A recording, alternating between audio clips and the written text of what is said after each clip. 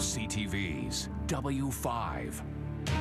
Efficient, plentiful energy for all. The nuclear industry is all about safety. But could storage for its deadly byproducts, this waste is here right now, threaten millions? Right next to the Great Lakes, where we get our drinking water. Lloyd Robertson investigates the heated debate on nuclear waste. Why not just leave the waste where it is? That's not the long-term resolution. The worried communities. I think it's the worst idea. The steadfast experts. Water does not pass through this rock. And the ever-growing problem. It defies logic that there is not a better location. That could affect generations to come. Our children and our grandchildren, they're the ones we're fighting.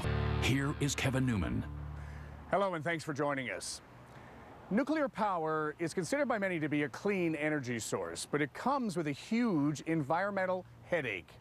Ontario's nuclear power generating plants produce tons of radioactive waste. Well, now there's a plan to bury it deep underground. But as Lloyd Robertson discovered, that proposal is stirring up a lot of passion and debate among people for and against burying something that will stay radioactive for thousands of years.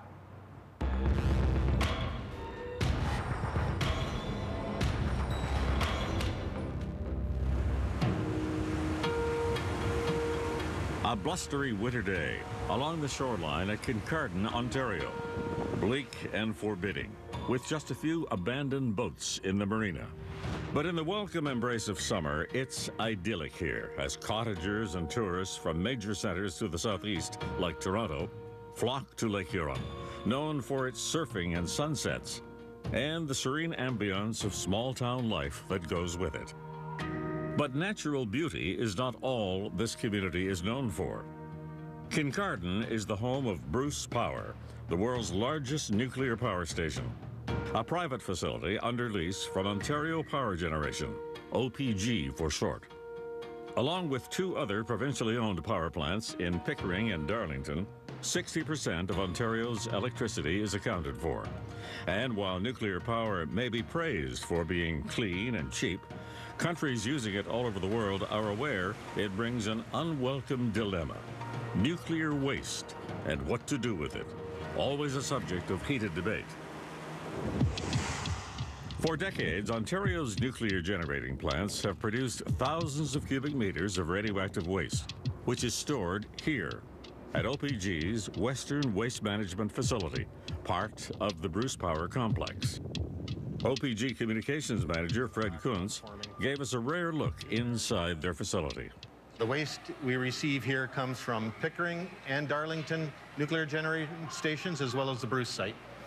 And the low-level waste has very low levels of radioactivity that return back to normal background levels in 100 to 300 years. It consists of things like protective clothing, paper, wood, mops, buckets, rags, small tools. It's fairly voluminous. We try to reduce the volume by incinerating and compacting. And what happens with the ash? The ash that comes out of the incinerator is stored in containers that go into warehouses. This is pretty much the only industry that can account for every scrap of waste from the last 40 years. It's all bar-coded, and the warehouses, we know where every single bit is. Intermediate waste, which is resins and filters, things that are used to filter the heavy water, is more radioactive than the low-level waste. It can be radioactive for 100,000 years. We store that differently than the low-level waste. We store it in the yard in in-ground containers. But storing active nuclear waste here was never meant to be a long-term solution. And now OPG is hoping to build an underground bunker known as a Deep Geologic Repository, or DGR for short, here on the Bruce Power site, 1.2 kilometers from Lake Huron. It will contain low and intermediate level waste, not the highly radioactive fuel rods. An idea some local residents strongly oppose. You don't have to know an awful lot to know that this doesn't make a lot of sense. Marty McFadgen's family has lived near Lake Huron for generations, as far back as the 1920s. She doesn't think active nuclear waste has any place near the Great Lakes, a source of drinking water for over 40 million people. If you want to build a repository, I really don't think it's a wise idea to put it right next to Lake Huron. The argument, of course, against that is that it's safer for the general public below ground than it is above ground. And I haven't seen proof of that. I know that it has been stated. They talk about accidents, malevolent acts, weather issues, and OPG is very adamant that where it is and the way it's buried now will withstand all of those weather issues. So, you know, it's like who's really telling us the truth here? So why do you think they decided this was the only location? Absolute convenience. Convenience? Absolute convenience. In what way? It's very difficult to find a community that wants to take on a project like this. And they had a community that immediately said, we'll do it. They were negotiated an agreement with OPG that the community would be paid $35 million. And so I think at that point, OPG went, we don't have to do any more work. And that's not good enough. The main question is always safety. Anne Eady is the proud mayor of the municipality of Kincardine. Her family dates to the first settlers. Bruce Power employs about half the working population in her jurisdiction.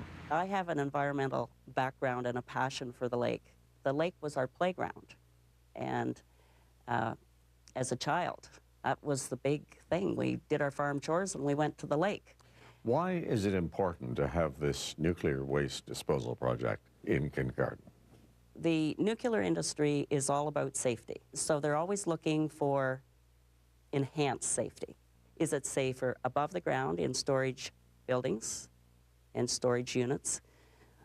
Or is it safer 680 meters below the ground? So you are totally comfortable then with every aspect of this project at this point? I am. Yes, I am. And I wasn't at first, I'll have to admit. So I did ask lots of questions. In fact, at one meeting, one of the OPG people said, "Anne, you didn't ask a question tonight." And I said, "I think I've thought of every question over the last 3 or 4 years to ask you. I don't have one tonight." With the support of the municipality of Kincardine. In this OPG promotional video, the company explains why, in their view, this is the best location. The repository will lie 680 meters, which is deeper than the height of the CN Tower, below ground, in a geological setting recognized for being incredibly strong and stable. The Bruce DGR is situated in a geologic location that has remained unchanged, even by glaciers, so that the subsurface environment has been isolated from the Earth's surface for hundreds of millions of years. And although OPG say they have complete confidence in their plan, we wanted to hear directly from people living in and around Kincardine.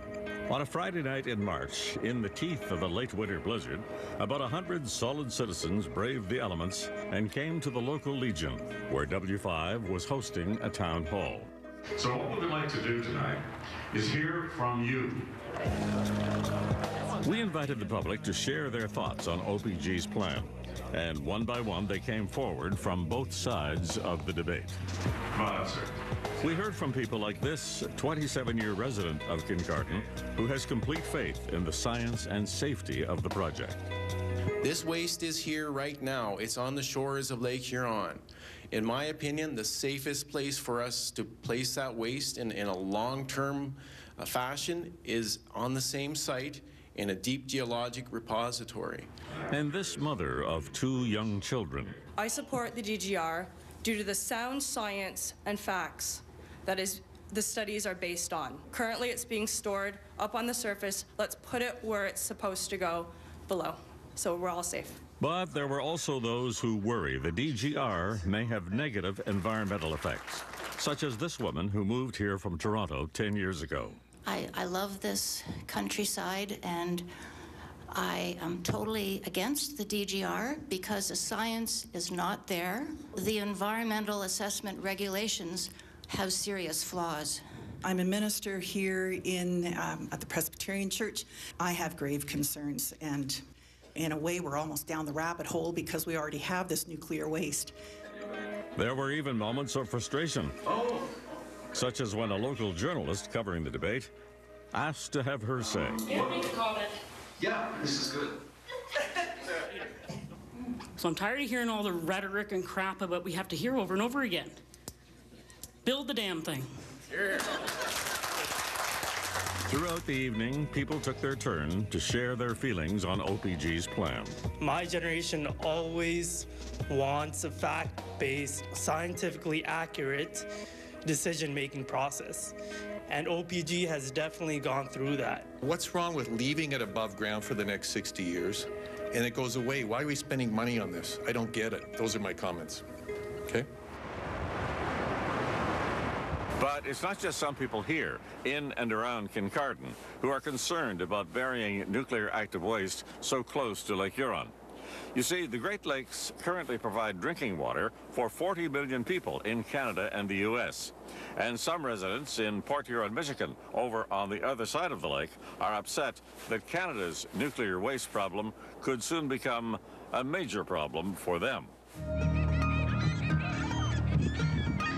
And this is Port Huron, Michigan, just across the bridge separating the U.S.-Canada border. The American city sits at the southern end of Lake Huron. In local coffee shops like this one, there is brewing frustration about OPG's plan to put nuclear waste so close to the lake. Yeah, I think it's the worst idea. The worst. I'm uncomfortable with the idea of an underground nuclear waste repository anywhere near the Great Lakes. It's a horrible idea, and I don't think that we have enough science-based knowledge to move forward with the project, period. It's just too much of a risk. If they keep it above ground, it's easier for nuclear specialists to get at it and inspect it, and if they do find a problem with it, try to reverse that problem other than going down into the ground into a sealed container. And some are calling on their Michigan representatives to take action. I hope Dan Kildee will come forward and look at this and say we can't have it next to our water. Which is exactly what Dan Kildee is doing. As a congressman for the state of Michigan, protecting the Great Lakes is one of his top priorities. And I have a particular concern about the potential of the location of a nuclear waste storage facility 0.6 of a mile from the shore of Lake Huron. Congressman Kildee speaks before fellow policymakers on the need to stop OPG's plan, which he sees as a threat to the Great Lakes. Democrats and Republicans in the House and the Senate have come together, and today we introduce a resolution calling on the President and the Secretary of State to work with the Canadian government, with Ontario Power Generation, to please seek an alternate site. To date, 187 counties and governments around the lakes, including Chicago and Toronto, have passed resolutions against OPG's proposal, and over 150,000 people have signed petitions against it. In November 2015, Prime Minister Justin Trudeau received a bipartisan letter signed by 32 members of Congress, including Dan Kildee, urging him to work against the proposal. In part, it reads, "Given the critical importance of these shared waters to our countries and the potentially catastrophic damages to the lakes from a nuclear accident, we urge your administration not to approve this repository and consider alternative locations outside the Great Lakes Basin." In the vast landmass that comprises Canada, there's got to be a better location than a facility that would be placed 0.6 of a mile from the greatest freshwater source known to mankind. To me, it defies logic that there is not a better location. Doubting the claims of safe storage. This is a very unproven technology. But will the science prove sound? If we thought there was a better site, we would certainly